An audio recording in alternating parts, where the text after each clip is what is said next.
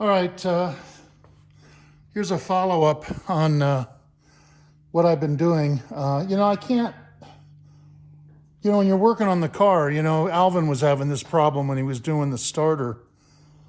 You can't work on the car and hold the camera at the same time in some cases. And, it's it's a hindrance when you're trying to film and work at the same time. So I decided that, on some of this stuff, I just have to do it and then just kind of film it later after I'm done. So that's what I'm doing here. Got the booster out. Here's the old brake booster, full of fluid. Out of this car, it's full of fluid. It's leaking out the bottom. There was brake fluid in the lines going to the carburetor and everything. When I took this out and I took the brake lines off, the vacuum lines, all full of fluid. So anyway, got the booster out. I was able to pull a piece of the insulation on the inside off, and I damaged the insulation itself a little bit, but the cardboard that covers it is undamaged. So I have to find something to replace the insulation with. That thing is right here. It's not horrible, I could probably reuse that. But what's good is the cardboard is still in excellent condition, undamaged. I was able to get that out, thank God, So, and then there's the fitting down there, that brass fitting. See it down there? I'll point to it. Right there. There's 4 brake lines that go to that. I had to pull that out, and I had to clean it and clean the fittings. The fittings were all dirty and buggered up. I blew out all the brake hoses, washed them out with carburetor cleaner. So did all that. I'm working on the door panel. I'm working on the driver's rear because the door is coming off anyway. I got another door for it, right? So I pulled the door panel off and gonna pull the door eventually. I had to move the seat back because I'm too fat to get under the dash with the seat in the way. Made it a lot easier, I'll tell you. Just lay down on the floor and work under the dash. Quite different. Such a breeze to do that. Anyway, here's the armrest. This thing, I cleaned it with lacquer thinner. So what I do is I pour lacquer thinner in here. Then I take a fingernail brush and I scrub it.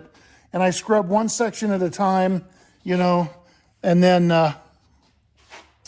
I wipe it off while it's still wet. If you let the lacquer thinner dry, the dirt that it's taking off will just re-dry right back onto the part.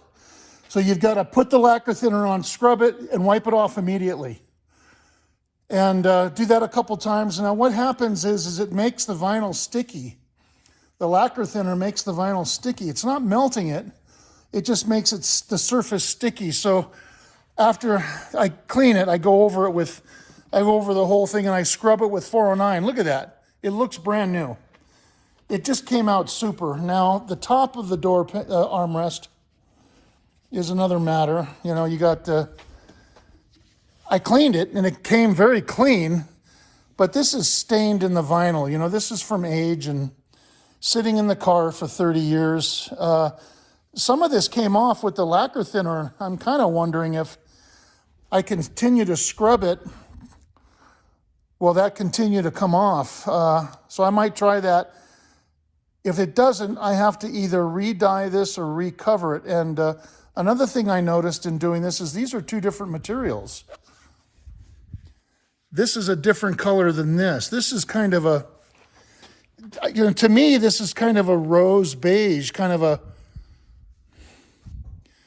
a beige, but this is kind of this almost looks like a greenish tan. It's hard to tell, brown, kind of a light greenish brown, or I don't know, man. but they're different. They're definitely different colors, and all of them are that way. Especially the drivers. You can really see it on the driver's door panel, which is history. I mean, look at the color differences. You know, why it's so striking is, I don't know why. This probably because this is so dirty. And the door panel is filthy. But the back door panel wasn't this bad, but it was almost this bad. And I was able to get it, I was able to get the armrest that clean. But look at how nice I got the door panel. How nice I got this.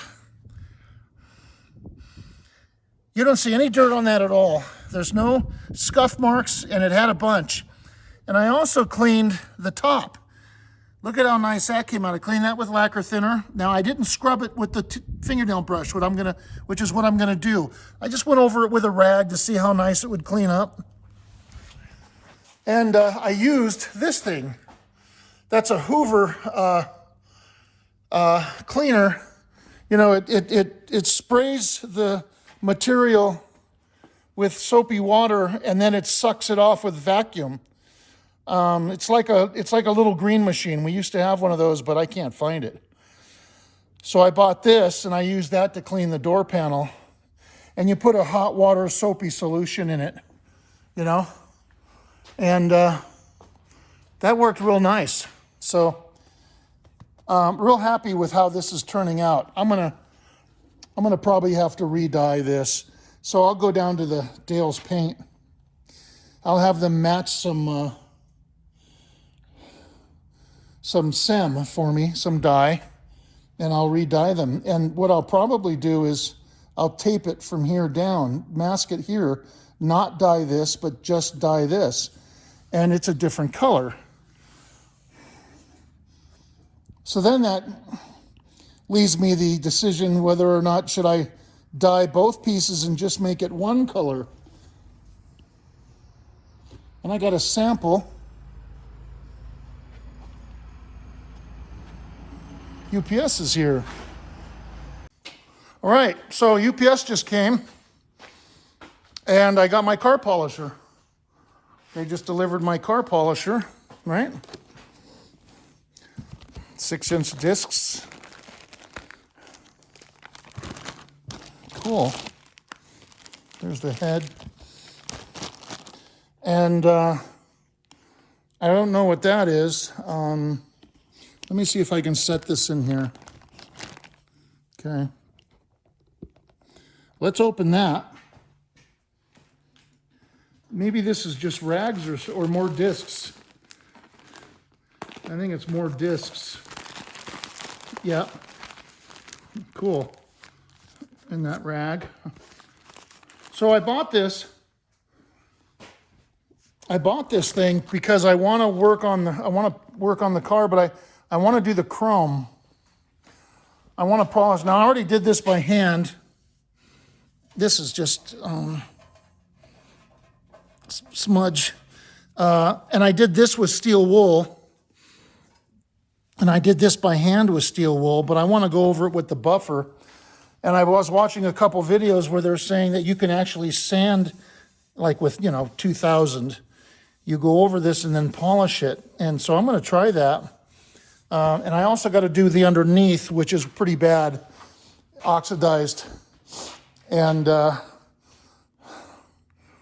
so maybe do the front and rear bumpers with that, but also on the car a little bit, maybe not necessarily this car, but anyway, I digress. Here's the brake booster I bought for it and the master. Now, obviously, these are different than the original. Here's the original master cylinder. And here's the booster. But this is an aftermarket. I'm sure that'll work fine. I'm okay with a single cylinder. If your brake system is, if the hoses are good and everything is tight and your flex lines are new and your cylinders are new, there's no reason why it should fail. I know anything can happen, but they were pretty reliable. Just the system has to be working properly, So here's the This is the squirter bottle, which is made of glass. Now, that's about the dumbest thing I've ever heard of. The first bump you hit and it breaks, which is what happened. So, you know, and then the lid is rusty. You can buy these new on the internet. So I might do that. I got some new radiator hoses. Here's the fuel hose between the filler tube and the tank. I got a new gas tank for it.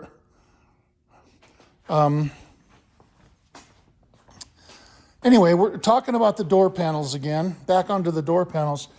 The driver's door panel is a mess. The armrest needs to be redone. This needs to be recovered, and it's hard like a rock. Now down here it's soft, see? So I can clean the bottom. You know, I can, like I did the other side. I could re-dye that if I wanted to. So I don't have to do anything. I don't have to replace that. But this has to be replaced. So I'm going to have an upholstery guy do that. All of this I can clean. I bought the machine you saw earlier. I took apart the steering wheel thinking I might have to remove the steering column, but I didn't have to do that. So I got to put that back together sooner or later.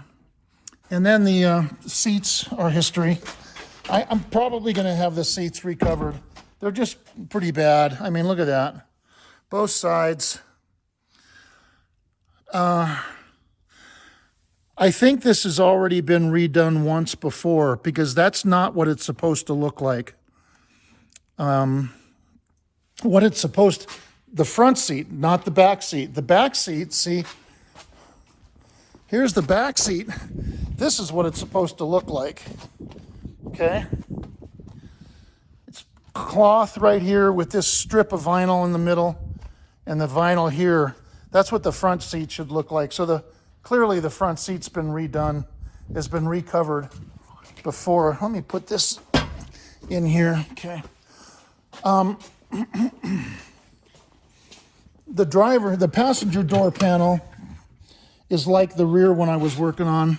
This is pretty much what that panel that I had on the bench would look like. Dirty up here. I was able to clean it up pretty well, as you saw. So all of this is repairable. With that machine, I'll be able to, you know, you got this here. That'll all come off with that machine.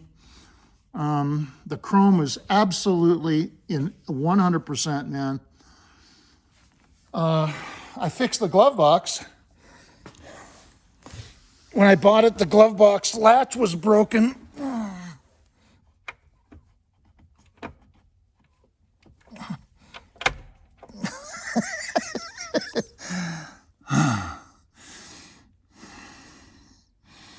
Now it won't open.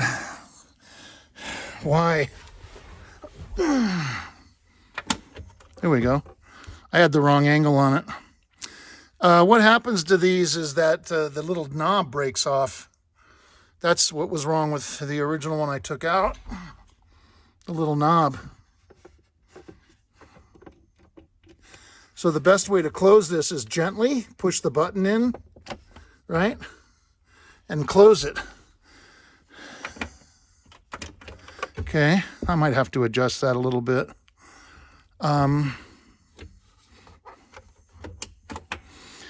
The two ashtrays, because these cars were made for smokers. Here's the chrome that came off of the steering wheel. Look at this thing. It's like new. The chrome in this car. I mean, I can't rave about it enough. So I'm sorry I keep going on about it. It's just, you just don't see that anymore. You just don't see it.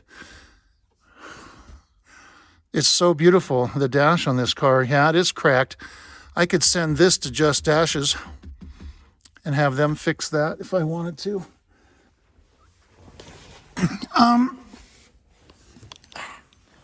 Okay.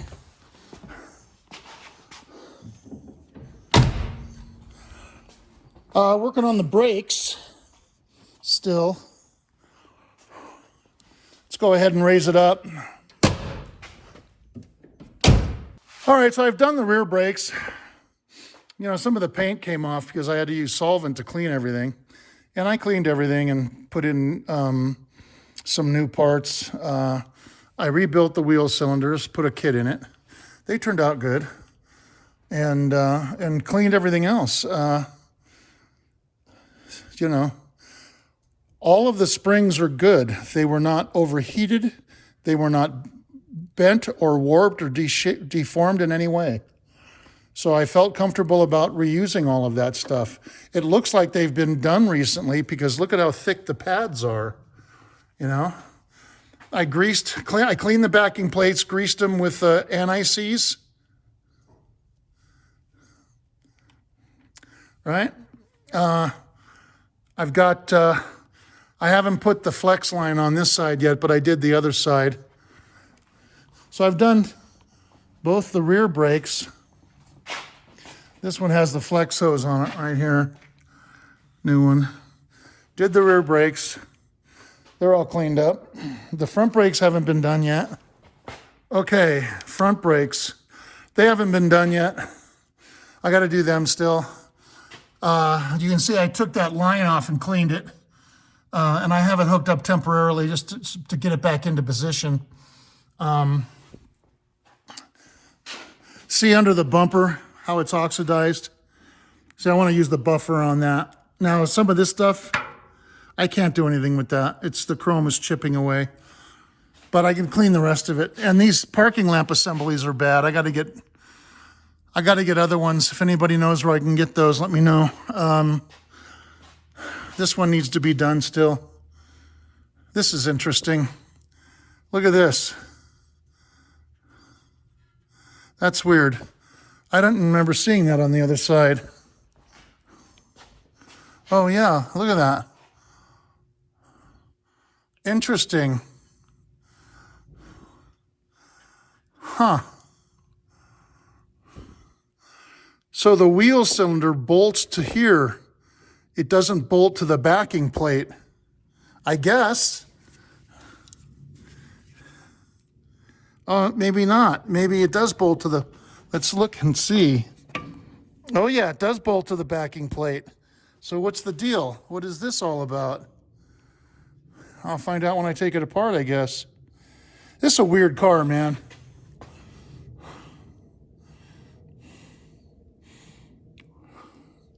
Weird car. Look at 2 in the front, 2 hold downs, and only 1 in the back. That's funny. Huh. So on the other side, same thing.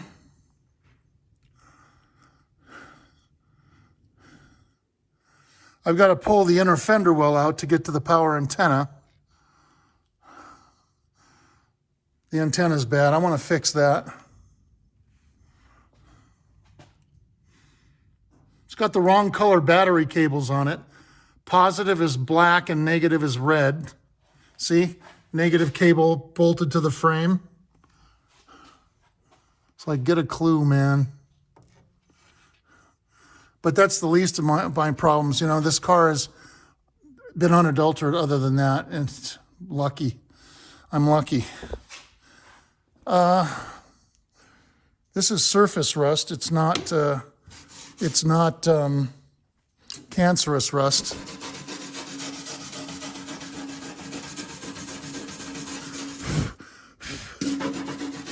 It's just on the surface in the paint.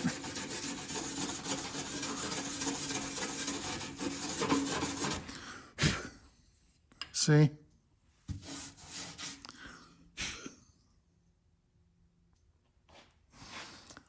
He said it was with the building it was in, the roof was leaking and it was dripping on the car there. Over the years, it did that. So look at the lines. Look at how the doors fit. They're perfect. Now there's a misalignment here. Fat Panda. Dun, dun, dun. Here he comes. Hey, kitty. Hi, kitty.